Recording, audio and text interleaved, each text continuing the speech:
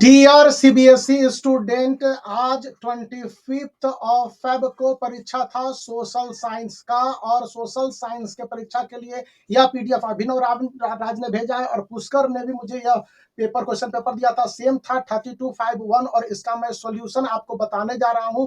Social science यानी सामाजिक विज्ञान का यह पेपर हुआ था 25 को, तो आप जान लीजिए इसका लंबा चौड़ा इंस्ट्रक्शंस है। देख लीजिए ये लंबा चौड़ा इंस्ट्रक्शंस, और इसके साथ मैं आपको इसका एक्सप्लेनेशन भी दिखलाऊंगा, तो आप इस तरह से जान लेंगे। सबसे पहला क्वेश्चन है, देखिए ये हिंदी में है, मैं इंग्लिश में चलता हूं। तो यहाँ पर पहला क्वेश्चन है कि नेपोलियनिक कोड जो 1804 में आया था वो किस संबंध में था। नेपोलियनिक कोड, तो नेपोलियनिक कोड में abolition of privilege based on birth के आधार पर प्रिविलेज को तो बहुत पहले ही खत्म कर दिया गया था, इसकी तो कोई वैसी बात थी नहीं।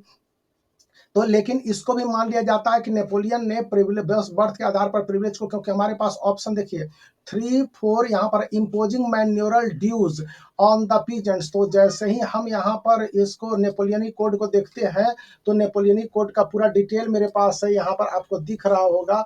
तो अगर नहीं दिख रहा है तो बहुत अच्छी बात है। यहाँ पर है कि equality before law, abolition of feudalism, और यहाँ पर है कि मैन्योरल ड्यूज था, ये सबको खत्म कर दिया था। इसलिए अगर आप देख रहे हैं कि establishing the equality before law और राइट टू प्रॉपर्टी था, मैन्योरल डॉज को इम्पोज नहीं किया था, इसको तो हटा दिया था। तो 1 2 और 3 करेक्ट है, इसलिए ऑप्शन ए करेक्ट होगा, बाकी ऑप्शन नहीं होगा। क्योंकि मैन्योरल ड्यू जो नहीं दिया था कि अगर हम 5 रुपया किसी को दे रहे हैं और नहीं चुका पाया तो उसके बदले में वो गुलाम हो जाएगा, गुलामी की प्रथा का इसने इस तरह से पक्षपात नहीं किया था। यहाँ पर देखिएगा सीधा लिखा abolition of feudalism, the code eliminate feudal system including the manorial serfdom and manorial dues, जो लिबर्टी ऑफ पीजेंट को लिबर्टी कर दिया था, राइट टू प्रॉपर्टी दिया था और सेकुलराइजेशन कर दिया था। तो इन बातों को आप याद रखते हैं तब तो बहुत अच्छी बात है, और इसलिए ऑप्शन ए सही होगा। अब देख लीजिए, कहता है कि for which of the following market was cotton, cotton के बारे में है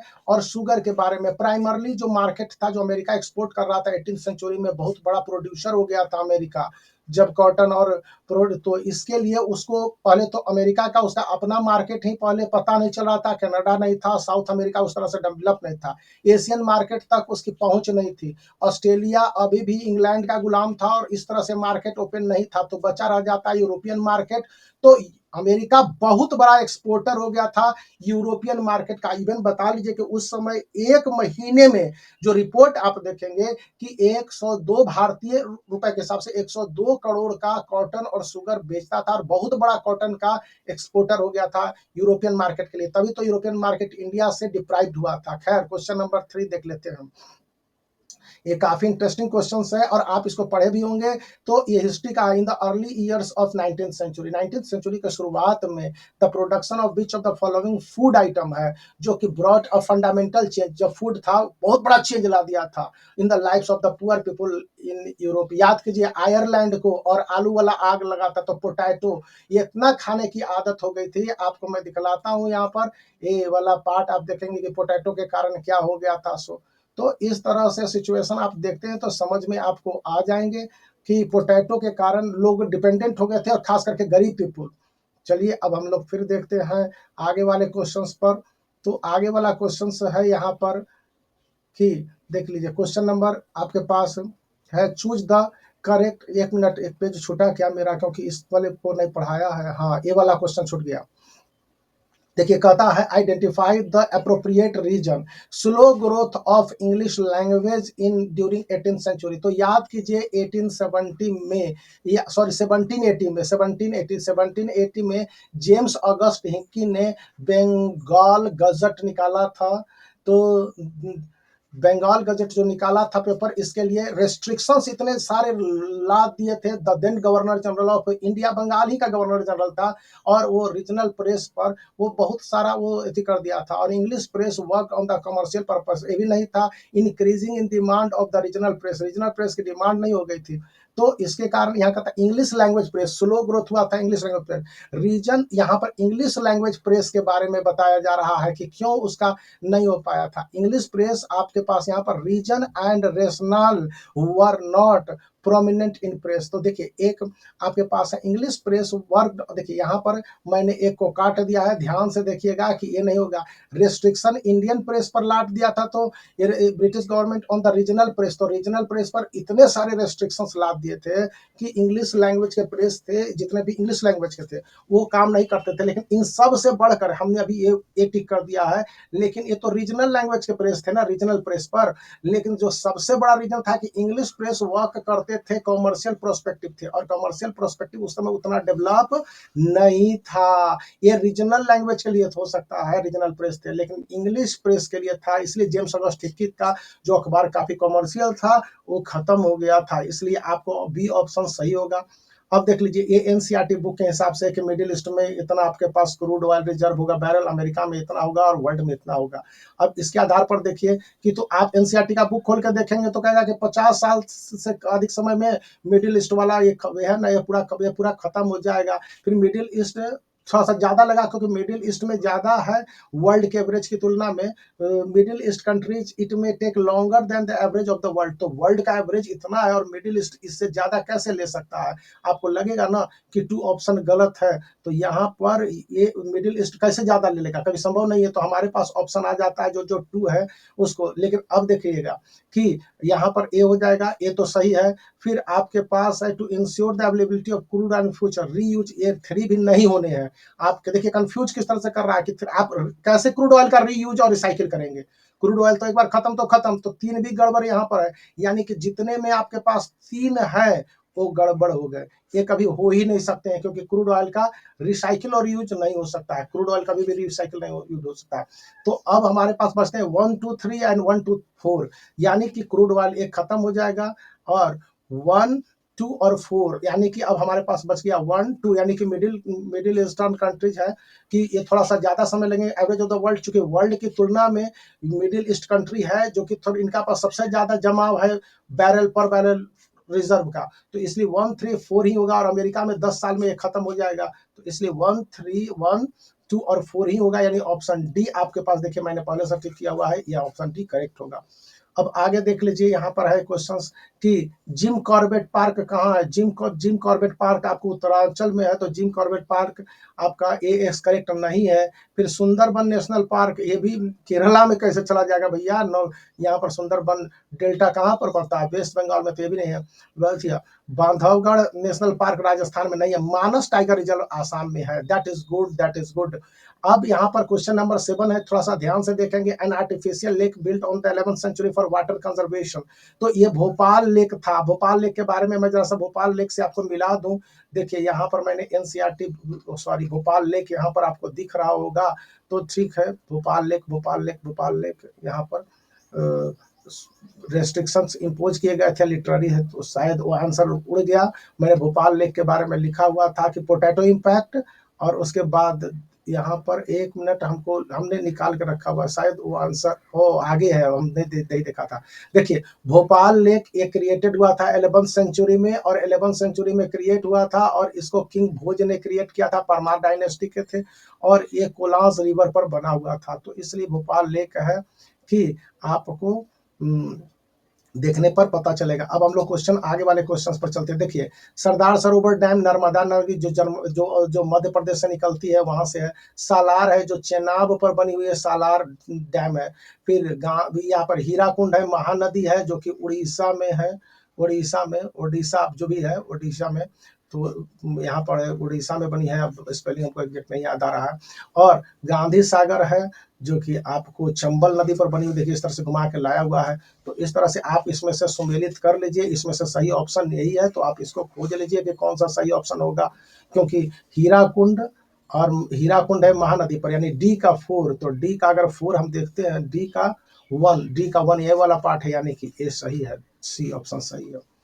अब इसके बाद अब हम लोग आगे चलेंगे तो अब देख लीजिए यहाँ पर है कि कहता है कि एक एग्रीकल्चर क्रॉप है जिसके लिए ये सारे कंडीशंस है। तो कौन सा एग्रीकल्चर क्रॉप है? इसको 200 सेंटीमीटर रेनफॉल चाहिए, खूब बारिश चाहिए इसको, टेम्परेचर भी 25 डिग्री से ज़्यादा चाहिए। ये रॉ मटेरियल के रूप में यूज होता है इंडस्ट्रीज में। और ये प्राइमरी क्रॉप है जो कि इक्वेटोरियल रीजन में, यानी कि इक्वेटोरियल रीजन बीचों बीच धरती का है, खूब गर्मी पड़ेगी। तो इसके लिए कॉटन इक्वेटोरियल रीजन में नहीं है, ग्राउंडनट भी नहीं है, मस्टर्ड भी नहीं है। गया तो वो आपके पास रबर बचा रह गया, रबर को आप टिक कर दीजिए। यहाँ पर देखिए असर्शन एंड रीजन वाले क्वेश्चंस है। कहता है कि सर्टेन मिनरल्स में अकर एज एलुवियल डिपॉजिट, नदी में पाए जाता है in the sand of valley floors and base of, कुछ मिनरल पाए जाते हैं। क्यों मिनरल पाए जाते हैं? These are the minerals and usually not corroded, इनको क्षय नहीं किया जाता है वाटर के द्वारा। तो देखिए दोनों सही है कि ए और आर ट्रू, ए और आर ट्रू है, ठीक है। लेकिन यहाँ पर कहता है कि ऐसा कौन सा मिनरल, यहाँ पर है कि usual, these are usually minerals, ये आमतौर पर मिनरल्स है इसलिए इनको कोरोडेड नहीं किया जाता। ऐसा बात नहीं है कि मिनरल को वाटर कोरोड नहीं करती है, लेकिन कुछ मिनरल को वाटर कोरोड नहीं करती है। तो यहाँ पर इसलिए ए का सही एक्सप्लेनेशन आर होगा, ऐसा कहना गलत है। तो ए ऑप्शन गलत है, लेकिन बी सही है कि both A and R are true, और R is not the correct explanation of A. अब देख लीजिए यहाँ पर मैच करना है कि यहाँ एटॉमिक पावर प्लांट है और स्टेट है। काकड़ापाड़ा गुजरात में है, रावत भाटा राजस्थान में है, कैगा कर्नाटक में है, तारापुर महाराष्ट्र में है। यानी कि हम डी को पकड़ते हैं 3, डी का 3 यहाँ पर देखिए मिल गया, तो हमारे पास आ गया ये वाला ऑप्शन। हम तो ऐसे ही आपको बताए थे भी, हमारा जो ऑप्शन इस तरह के क्वेश्चन में ऑप्शन निकालने का कि पहले डी वाले को पकड़िए, सही ऑप्शन उसने निकाल दिया, that is the correct option C.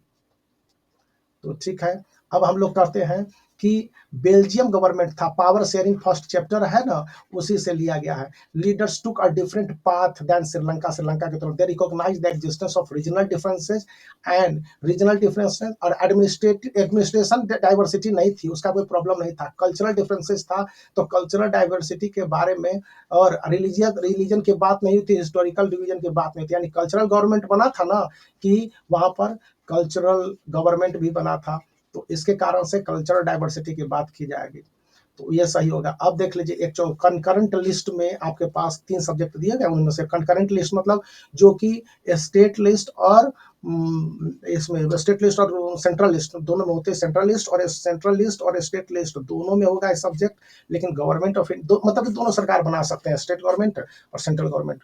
तो मैरिज पर सेंट्रल गवर्नमेंट, करेंसी तो ये तो केवल सेंट्रल गवर्नमेंट का बात है, खत्म हो गया। बैंकिंग और डिफेंस केवल सेंट्रल गवर्नमेंट का बात होगी। एग्रीकल्चर पर दोनों बना सकता है, ट्रेड पर दोनों बना सकता है, इरिगेशन पर दोनों बना सकते हैं। अब देखिए यहाँ पर है कि एग्रीकल्चर ट्रेड व्यापार को लेकर नियम कायदा कानून बनाना। लेकिन अब देखिए ऑप्शन सी कहते हैं एजुकेशन मिनिस्टर भी होता है, फॉरेस्ट मिनिस्टर भी होता है, और मैरिज पर दोनों सरकार बना सकती है मैरिज को लेकर। लेकिन आमतौर पर गवर्नमेंट ऑफ इंडिया इससे बचती है, इसलिए हमारे पास जो सही ऑप्शन होगा ये होगा कि ट्रेड को लेकर, व्यापार को लेकर सरकार अपना नियम कायदा कानून बना सकती है। एजुकेशन, फॉरेस्ट और मैरिज।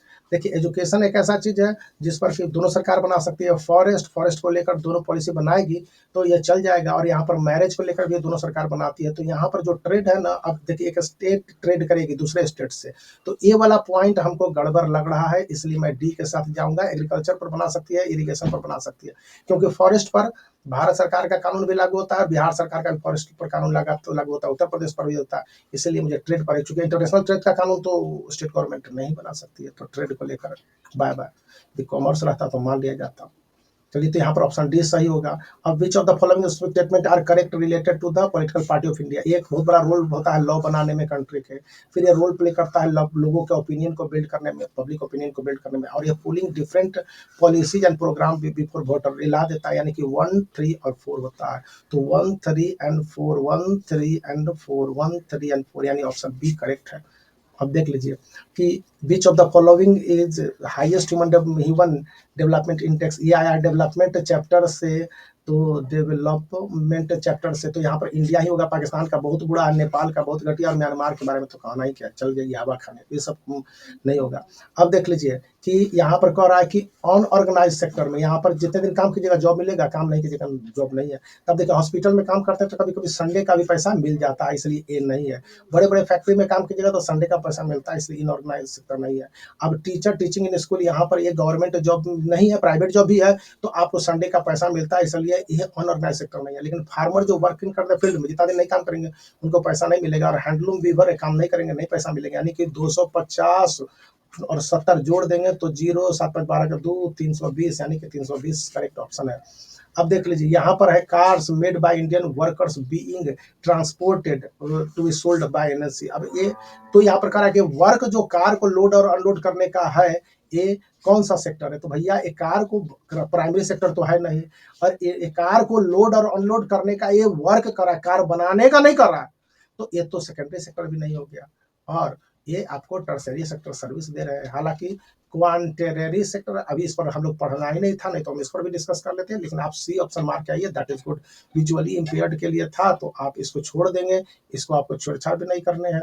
अब देख लीजिए कि श्यामल एक फार्मर है और उसके पास किसान कार्ड है, बनवा लिया है, अब उसको लोन की जरूरत है, कहाँ से वो जाएगा तो आसानी से बेनिफिट होगा? तो भैया ये सब के लिए किसान कार्ड का कोई वैल्यू नहीं है, केवल कोऑपरेटिव बैंक ही हैं जो कि आपको किसान कार्ड पर वैल्यू देंगे, और उस पर वो आपको बिना मॉर्गेज के भी बहुत कुछ दे सकते हैं। तो यहाँ पर ये भी हो गया। अब डबल कोइंसिडेंस ऑफ वांट को कैसे सॉल्व किया जा सकता है? आप जैसे जैसे करेंसी को सर्कुलेट और इंक्रीज कर देंगे, डबल कोइंसिडेंस ऑफ वांट का प्रॉब्लम सॉल्व हो जाएगा। Scope, expanding the scope of expanding the scope of market, market का स्कोप बढ़ा देंगे तो डबल कोइंसिडेंस ऑफ वांट्स का क्या होगा? Creating awareness among people, people का awareness, registered buyer and seller, ऐसा करने से भी कोई। यहाँ पर कहता है कि डबल कोइंसिडेंस ऑफ वांट के प्रॉब्लम को कैसे सॉल्व किया जा सकता है? तो इसको आप सॉल्व करने के लिए आप करेंसी का सर्कुलेशन करेंगे तो डबल कोइंसिडेंस ऑफ वांट्स की जरूरत ही नहीं पड़ेगी, वो पूरा खत्म ही हो जाएगा। आप स्कोप ऑफ मार्केट से कुछ नहीं होने को है, कितना भी स्कोप ऑफ मार्केट रहेगा तो दिक्कत हो जाएगी, लेकिन डबल कोइंसिडेंस ऑफ वांट के लिए आपके पास एकमात्र सॉल्यूशन करेंसी है। लास्ट क्वेश्चन से देखिए, अभी के समय में रिसेंट टाइम में टेक्नोलॉजी बढ़ गया है कंप्यूटर में, और इंटरनेट काफी तेजी से बढ़ा है।